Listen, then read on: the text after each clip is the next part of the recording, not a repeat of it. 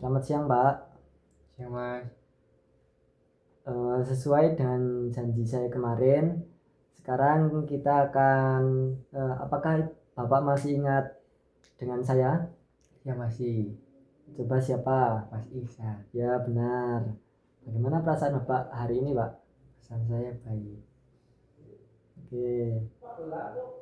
Apakah Bapak masih ingat cara untuk mengontrol halusinasi? Ya masih ingat. Ada berapa? Coba sebutkan. Ada 3. Yang pertama Ah, menghardik, ya, yang kedua bercakap-cakap dengan ya, orang lain, yang ketiga melakukan aktivitas sehari-hari.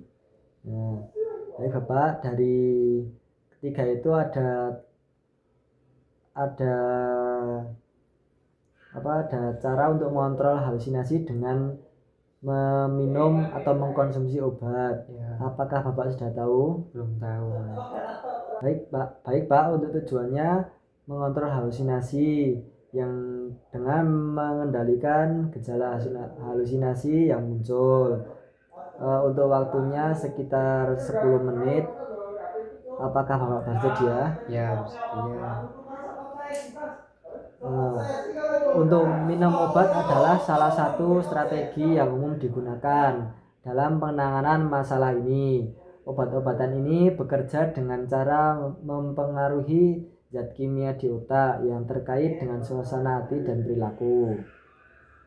Minum obat secara teratur, terutama obat-obatan yang diresepkan oleh dokter, dapat membantu menstabilkan suasana hati, mengurangi impulsivitas, dan mengendalikan perilaku agresif. Adapun efek samping yang sering muncul pada penggunaan obat itu, Pak, Ya. distonia akut, kekakuan otot mendadak, terutama leher, lidah menjulur, mata melirik ke atas. Untuk penanganannya antikolinergik.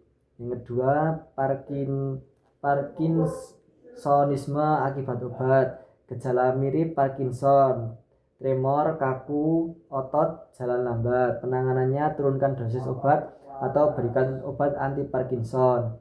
Ketiga, akatisia. Pasien gelisah, tidak bisa diam, mundar-mandir. Penanganannya turunkan dosis, bisa diberi beta blocker atau benzodiazepin. Yang keempat, diskensia tardif, terlambat muncul.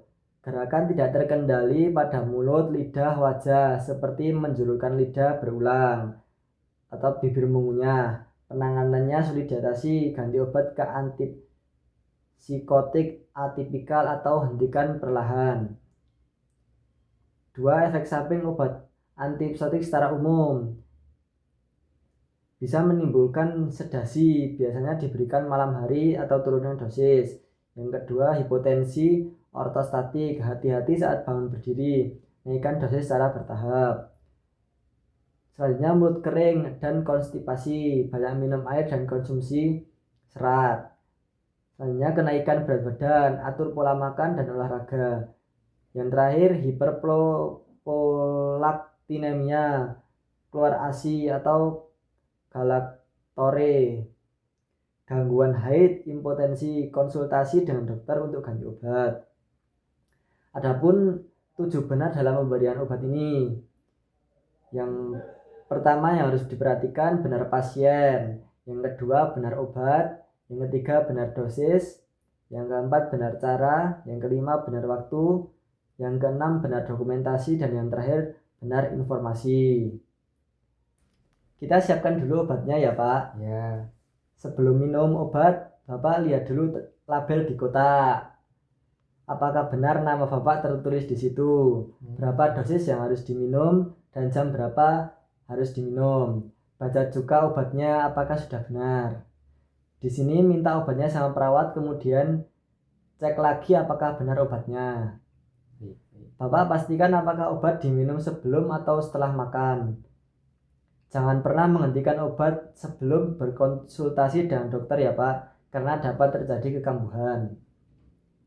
Bila nanti setelah minum obat, mulut Bapak terasa kering, untuk membantu mengatasinya, Bapak bisa menghisap es batu. Bila mata terasa berkunang-kunang, Bapak sebaiknya istirahat dan jangan beraktivitas dahulu. Baik Pak, setelah saya jelaskan dan contohkan, Bapak sekarang mengulangi yang sudah saya ajarkan. Ini yang tadi Pak, gimana? Ya, yang pertama kita harus melihat namanya dulu, Ya. nama obat tersebut. Lalu waktu pemberian. Ya, Nah, terus diperhatikan juga dosis. dosisnya. Ya, Nah, terus sebelum dan sesudah makan Ya. diperhatikan juga. bagus sekali Ya. Pak, Bapak sudah mengerti. Saya melakukan kegiatan ini, Bapak harus lebih fokus demi kesembuhan dan pemulihan Bapak. Baik Pak, saya lihat Bapak semakin bagus sekali dan ada peningkatan dari hari ke hari. Bapak juga sudah dapat melakukan apa yang saya ajarkan dan Bapak lakukan secara mandiri ya. Untuk Ya. keseluruhan saya menilai Bapak sudah bisa menerapkannya dan mampu mengontrol halusinasi dengan benar. Hebat sekali Pak. Bagaimana perasaan Bapak setelah minum obat tadi? Sudah mendingan halusinasinya. Oh, baik Pak. Coba tadi sebutkan 7 benar yang saya ajarkan tadi. Yang pertama ada benar pasien, Ya, benar obat, ya, lalu benar dosis, ya. benar cara, benar waktu, benar dokumentasi, dan benar informasi. Baik Pak, Bapak sudah mengerti yang saya ajarkan tadi. Selama ini Bapak mengalami halusinasi, Bapak tidak meminum obat dengan benar. Kita sudah latihan tadi. Bapak harus rajin meminum obatnya ya agar terkontrol halusinasinya. Mas. Bapak nanti coba praktekkan latihan tadi. Bagaimana jika saya masukkan ke dalam jadwal harian Pak? Ya, boleh. Baik Pak, bagaimana kalau kita bertemu lagi untuk melihat sejauh mana Bapak bisa melaksanakan teknik mengontrol halusinasi. Kita jadwalkan kembali ya Pak. Untuk waktunya saya akan informasikan kembali. Untuk tempatnya nanti di sini saja ya Pak. Ya, baik. Baik Pak, Bapak bisa melanjutkan aktivitas selanjutnya. Mas, terima kasih. Ya, sama-sama.